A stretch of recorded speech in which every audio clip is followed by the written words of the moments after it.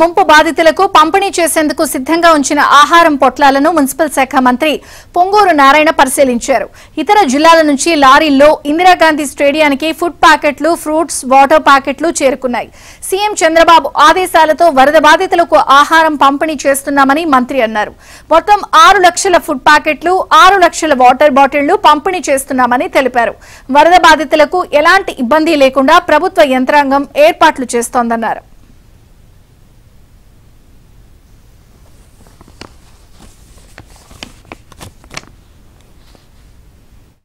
Municipal శాఖ municipal డిపార్ట్మెంట్లో ఉన్న అధికారులందరూ కూడా యాక్చువల్గా ఈరోజు పూర్తిగా నిమగ్నమయ్యారు.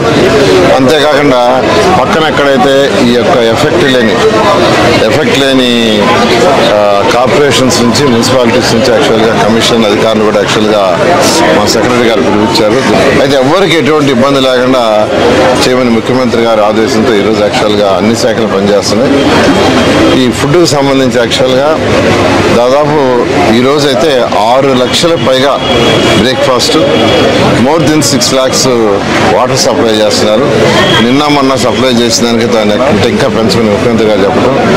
అందువల్ల పక్క జిల్లాలో అయినటువంటి కావచ్చు, అటు నెల్లూరు కావచ్చు, ఇటు ఈస్ట్ వెస్ట్ నుంచి కూడా మా మున్సిపల్ కమిషన్కి ఆదేశించి అక్కడి నుంచి ఒక్కొక్కరిని యాక్చువల్గా 50,000, 60,000 ఫుడ్ ప్యాకెట్స్ బ్రేక్ఫాస్ట్, లంచ్ అయితే 1 lakh, ఈవినింగ్ డిన్నర్ అయితే 1 lakh పంపించమని ఒక్కొక్కరిని. అంటే దాదాపు 5 లక్షలు యాక్చువల్గా ఈరోజు నుంచి అధికంగా పెంచడం జరిగింది.